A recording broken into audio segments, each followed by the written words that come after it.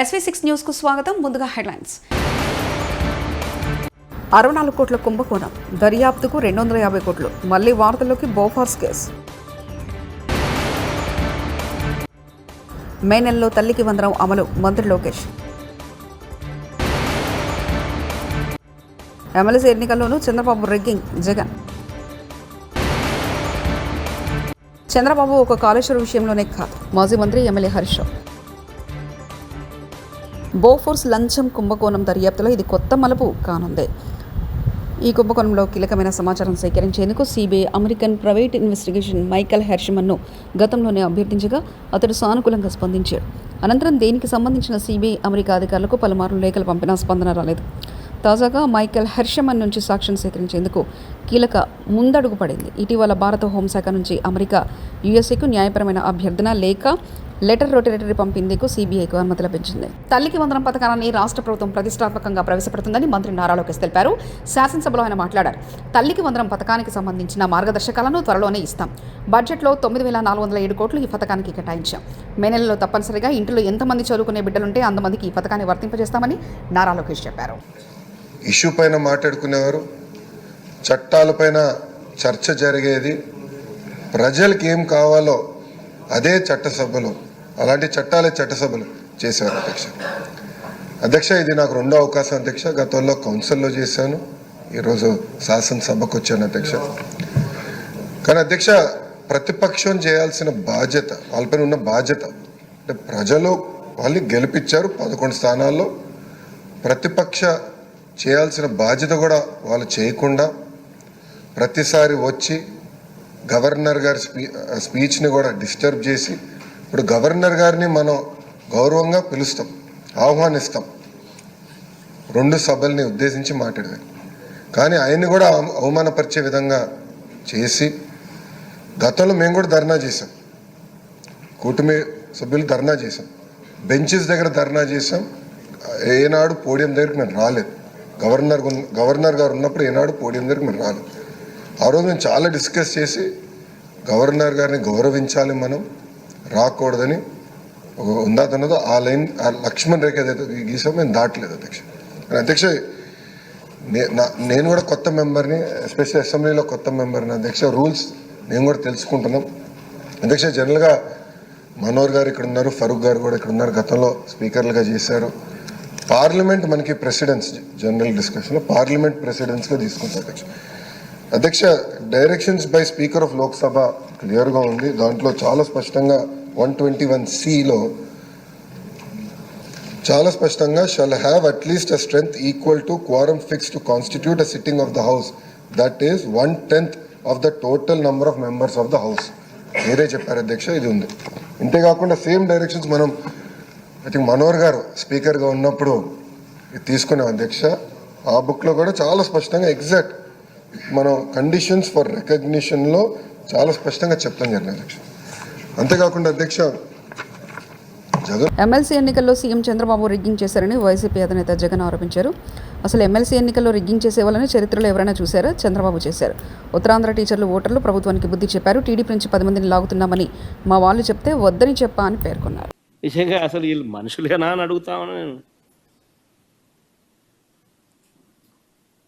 Government హాస్పిటళ్ళల్లో 0 vacancy పాలసీలో మా ప్రభుత్వ హయాంలో నేషనల్ ఫిగర్స్ చూసుకుంటే నేషన్ వైడ్ స్పెషలిస్ట్ డాక్టర్ల కొరత గవర్నమెంట్ హాస్పిటల్లో ఎంతమంది ఉన్నారని చెప్పి నేషన్ వైజ్ నెంబర్ తీసుకుంటే 61% ఉంటే మన రాష్ట్రంలో 4% వైఎస్ఆర్సీపీ హయాంలో 0 వేకెన్సీ పాలసీ పెట్టి ఆ మాదిరిగా రిక్రూట్ చేసి ఆ మాదిరిగా పేదవాడికి తోడుగా ఉన్న పరిస్థితుల నుంచి గవర్నమెంట్ హాస్పిటల్లో WHO GMP ప్రమాణాలు గల మందులు మాత్రమే అందుబాటులో ఉండేట్టుగా చర్యలు తీసుకున్న పరిస్థితి నుంచి ఈరోజు వ్యవస్థలన్నీ కూడా ధ్వంసమైపోయిన పరిస్థితులు కనిపిస్తూ ఉన్నాయి. వ్యవసాయము అంతే నాశనం చేసిన పరిస్థితులు కనిపిస్తూ ఉన్నాయి. విత్తనం నుంచి పంట పండిన తర్వాత రైతు అమ్ముకునే పరిస్థితి వరకు ప్రతి అడుగులోనూ రైతుని చేయి పట్టుకొని నడిపించిన ప్రభుత్వం వైఎస్ఆర్సీపీ. రైతులకు సంబంధించి సున్నా వడ్డీ పంట రుణాలు ధ్వంసం, రైతులకు సంబంధించి ఉచిత పంటల బీమా ధ్వంసం,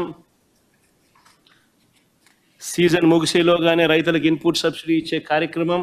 ప్రతిపక్ష హోదాపై నిరాధార ఆరోపణలతో వైకాపా ఎమ్మెల్యే జగన్ తప్పుడు ప్రకటనలు చేస్తున్నారని ఏపీ శాసనసభ స్పీకర్ అయ్యన్న పాత్రుడు అన్నారు. బుధవారం సభ ప్రారంభం కాగానే ఆయన మాట్లాడారు. సభలో 10% సీట్లు వస్తేనే ప్రతిపక్ష హోదా వస్తుందని స్పష్టం చేశారు. సీఎం హోదాలో నాడు జగన్ చంద్రబాబుకు ప్రతిపక్ష హోదా లేకుండా చేయగలనని చెప్పిన మాటలను గుర్తు చేశారు. దేవుడు తిరస్కరించిన వరాన్ని పూజారి నుంచి ఆశించడం తప్పు అంటూ అయ్యన్న వ్యాఖ్యానించారు. స్పీకర్ ఎన్నిక మరణాడు అంటే 22/6/2024 నాడు జరిగింది. ప్రతిపక్ష నాయకుడిగా గుర్తింపు ఇవ్వగలిగితే అధికారం కేవలం స్పీకర్కి మాత్రమే ఉంటుంది. అందుకే సభ్యులు ప్రమాణ స్వీకార కార్యక్రమం జగన్మోహన్ రెడ్డికి ప్రతిపక్ష హోదా నిరాకరించడానికి సూచించిన అన్న వాదన సరికాదు. నిజానికి జగన్మోహన్ రెడ్డి వైఎస్ఆర్సీపీ శాసనసభాపక్ష నాయకుడిగా ఎన్నికైనట్టు 26/6/2024 వరకు మా సచివాలయానికి తెలపలేదు. నెంబర్ 1. అలాంటప్పుడు జూన్ 26 కంటే ముందు, అందున స్పీకర్ ఎన్నిక జరగక ముందు ప్రతిపక్ష నాయకుడి హోదా గురించి నిర్ణయం తీసుకోవడం సాధ్యమా? ఇది ఒకటి గమనించవలసిన అవసరం ఉంది. ప్రతిపక్ష నాయకుడి హోదా ఎవరైనా అర్హులా కాదా అనేది కేవలం రాజ్యాంగ సూత్రాలు, కోర్టు తీర్పులు, చిరకాల సాంప్రదాయాల ఆధారంగా మాత్రమే నిర్ధారించగలరు. రేవంత్ రెడ్డి బీజేపీలోకి వస్తా అంటే ఆహ్వానిస్తాం. BJP MP Dharmapuri Arvind. ఇప్పుడు ఇట్లా కూర్చుంటాను పోతే వెనకచ్చి కుర్చీ తాగుతున్నాడు, కుర్చీ కూర్చోబెడుతున్నాడు ట్రంప్. ఈ రేవంత్ రెడ్డి వెళ్తే ఏమవుతుంది? రేవంత్ రెడ్డి బీజేపీలోకి వస్తా అంటే ఆహ్వానిస్తాం. చంద్రబాబుకు నిజంగానే తెలంగాణ మీద ప్రేమ ఉంటే తెలంగాణ ప్రాజెక్టులకు ఆంధ్రప్రదేశ్ ప్రభుత్వానికి అభ్యంతరం లేదని కేంద్రానికి సిడబ్ల్యూసీకి లేఖ రాయాలి. గోదావరి మీద నిర్మిస్తున్న సమ్మక్క సాగర్, సీతమ్మ సాగర్, వార్ధ, కాళేశ్వరం 3వ ప్రాజెక్టుకు, అలాగే నల్గొండ జిల్లాలో డిండి ఎత్తిపోతల పథకానికి కల్వకుర్తి, పాలమూరు ప్రాజెక్టుల నీటి కేటాయింపుల విషయంలో అభ్యంతరం లేదని కేంద్రానికి చంద్రబాబు నాయుడు లేఖ రాయాలి. మాజీ మంత్రి ఎమ్మెల్యే హరీష్ రావు మీరే చెప్పిన 1000 టీఎంసీలు సముద్రంలో కలుస్తున్నాయి అన్నారు కదా. మరి ఎందుకు ఈ ప్రాజెక్టులకు అడ్డు తగులుతున్నారు? ఎందుకు ఈ ప్రాజెక్టులను వ్యతిరేకిస్తున్నారు? మా భయం ఏంటంటే ఇప్పటికే చంద్రబాబు నాయుడు గారు గోదావరి బోర్డు మీద ట్రిబ్యునల్ వేయాలని అడుగుతున్నాడు. గోదావరి నది మీద మళ్ళీ ఆడ ట్రిబ్యునల్ పడితే ఏండ్ల తరబడి అట్లా ఇరుక్కపోతాయి. ఈ ప్రాజెక్టులు బయటకు రావు. ఇవి నికర జలాలు, మాకు హక్కుగా ఉన్న నీళ్లు. వీటిని ఎందుకు అడ్డుకుంటున్నారు? రాయండి కేంద్ర ప్రభుత్వానికి, సిడబ్ల్యూసీకి లేఖ. సమ్మక్క సాగర్, సీతమ్మ సాగర్, వార్ధ, కాళేశ్వరం 3rd టీఎంసీకి అనుమతులు ఇవ్వండి, ఆంధ్రప్రదేశ్కి అభ్యంతరం లేదు అని లేఖ రాసి మీ చిత్తశుద్ధి నిరూపించుకోవాలని నేను కోరుతా ఉన్నా.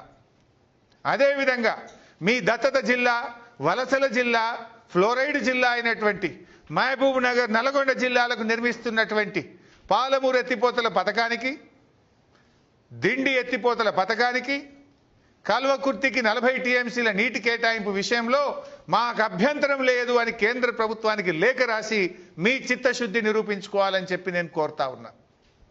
ఎస్ఎల్బీసీ టన్నెల్లో సహాయక చర్యలకు మళ్లీ ఆటంకం. నిన్న కన్వేయర్ బెల్ట్ పనిచేయడంతో సహాయక చర్యలు వేగవంతమయ్యాయి. కానీ ఈరోజు కన్వేయర్ వెళ్లి మళ్లీ పనిచేయకపోవడంతో సహాయక చర్యలు తిరిగి ఆగిపోయాయి. దీంతో శిథిలాలు బయట తొలగించడంలో మరింత ఆలస్యమయ్యే అవకాశం ఉంది. టన్నెల్లో చిక్కుకున్న తమ వారు తిరిగి వస్తారనే నమ్మకం లేక నిరాశతో సొంత ఊర్లకు తిరిగి వెళ్తున్న బాధితుల కుటుంబ సభ్యులు.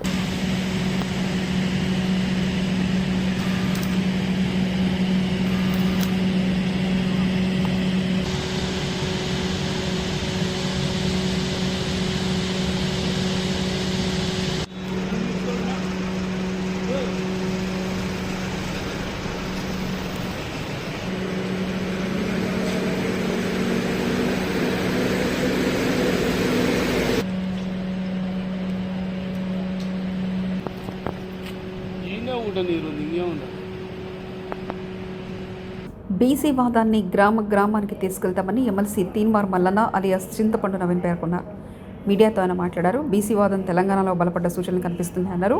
గ్రాడ్యుయేట్స్ ఎమ్మెల్సీ ఎన్నికల్లో బీసీ అభ్యర్థి ప్రసన్న హరికృష్ణ అధికార పార్టీ నేతల్ని వెనక్కి లాగేంత బలమైన శక్తిగా మారారని చెప్పారు. కులగణన లెక్కలు తప్పని నిరూపించడానికి తాను సిద్ధంగా ఉన్నానని తెలిపారు. జిల్లాలోనే మీ అభ్యర్థి ఓడిపోయిండు.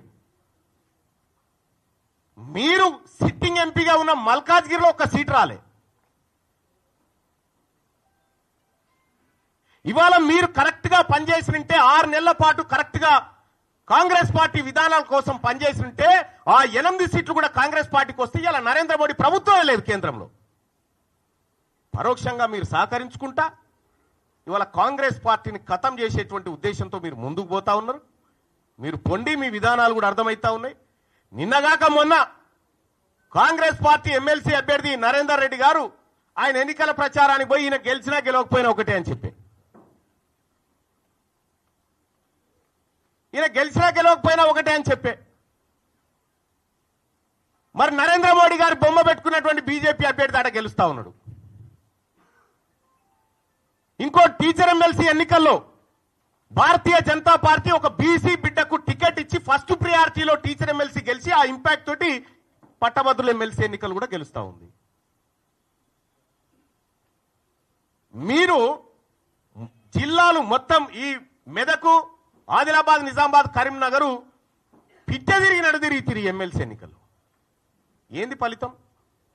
ఇవాళ ఎందుకు తారుమారైతా ఉంది? ఇవాళ ఏడాది లోపలనే కాంగ్రెస్ పార్టీ పైన, ప్రభుత్వం పైన ఇంత వ్యతిరేకత ఎందుకు వస్తా ఉంది? ఆత్మ పరిశీలన చేసుకోవాలి కదా. ఇది వెంకటేష్, మహేష్ బాబు ప్రధాన పాత్రలో శ్రీకాంత్ అడ్డాల దర్శకత్వంలో తెరకెక్కిన చిత్రం సీతమ్మ వాకిట్లో సిరిమల్ల చెట్టు. దిల్ రాజు నిర్మాత. 2013లో విడుదలైన ఈ చిత్రం తెలుగు ప్రేక్షకుల్ని విశేషంగా ఆకట్టుకున్న విషయం తెలిసిందే. సుమారు 12 ఏళ్ల తర్వాత మార్చి 7న ఇది రిలీజ్ కానుంది. ఈ నేపథ్యంలోనే దిల్ రాజు తాజాగా ప్రెస్ మీట్ నిర్వహించారు.